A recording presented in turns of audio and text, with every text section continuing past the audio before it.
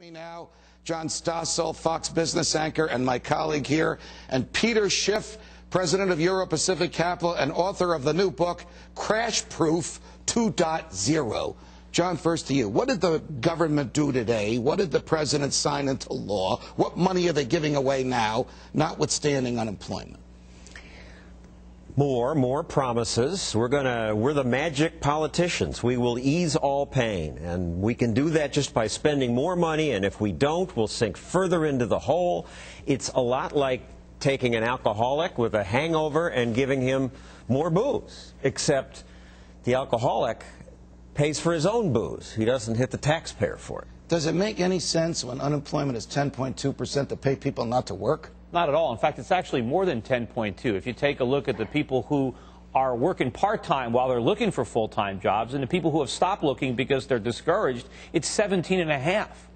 And, you know, the government thinks that we're going to get out of this recession through spending money, through government printing money. We can't. The consumer might have led us into this recession, but he's not going to lead us out. We're broke. The only way out of the recession is by savings, capital investment, and production. And everything the government is doing is interfering with that. And so all this stimulus, it's exactly what John says. They're giving alcohol to a drunk. We're just going to get more intoxicated, and we're going to lose more jobs. Speaking of giving alcohol to a drunk, does the government come up with some new program whereby you give the deed to your house to the government owns it, and you rent it from the government?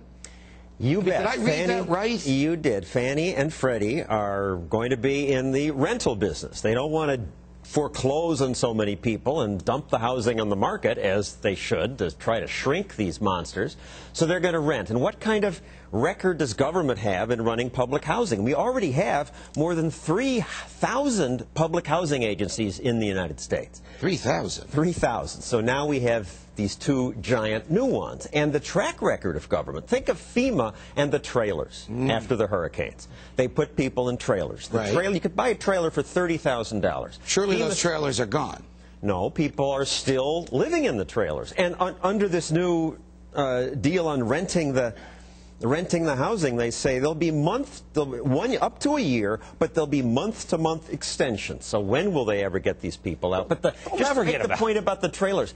$30,000, $70,000 FEMA spent, and in one case more than $200,000. Wow! So the government spends twice what it's worth, promises they'll be there for a few months, and they're still there. Look, what does the government know about owning housing? I can remember driving by public housing in Newark, and the next day the government that owned it blew it up. Look, nothing. They didn't know anything about writing mortgages. That's why Freddie and Fannie went bankrupt. Look, what the government should do, I think it's a great thing for people who are in over their heads to become renters instead of homeowners. But I'd like them renting from private landlords. So why doesn't the government just sell these properties at auction to somebody who will buy them and rent them back? That way it'd be fair. The government wouldn't be in the landlord business. And now we're going to have this huge bloated inventory. The government thinks if they just hold these properties long enough, the market's going to appreciate. No, it won't. It's going to keep going down until they blow out of the inventory. Meanwhile, when the government is the landlord, they're going to inherit all the maintenance. I bet a lot of these properties haven't been kept up. The homeowners are underwater. All of a sudden, the government's going to be fixing the roofs, fixing the toilets, the garbage disposals,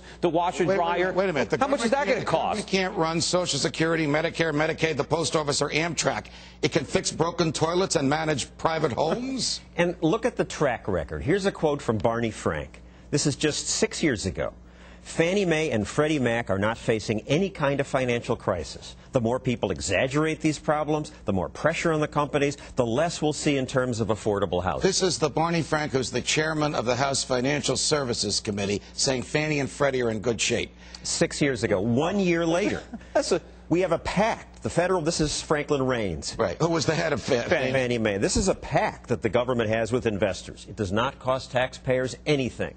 Now we're in for $100 billion with a promise of $400 billion more. Didn't Fannie and Freddie go under? Notwithstanding what Raines said and what Frank boasted about, we own them now. I know they went. And now they're making even bigger mistakes now that they're outright owned by the government, as opposed to just entities where they have a government guarantee. But, you know, I was predicting these companies would go bankrupt years ago because I saw the problems. And you're talking about politicians. What about Chris Dodd, who is supporting Freddie and Fannie. You know, I'm running against Chris Dodd in Connecticut. In Connecticut, you know, I'm a candidate for the United States Senate. I don't know if you know this, in my home state of Connecticut. He's looking at you like he wants you to run, John. It'd be great. I met another guy today who said he was running against. Oh, well, there's Chris a few Dodd. of us running, but hopefully I can take on Chris Dodd, because we've got to get politicians out of the housing market, out of the mortgage market, out of the rental market, out of it completely, because they have destroyed it. How about out of the everything market? Right. How can the president say the stimulus is working with unemployment higher than it's been in a generation and a half?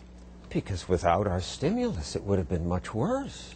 They can always say that. It created all these jobs. By borrowing and spending, we will solve a problem caused by borrowing and spending. And the way they count, I have one story here.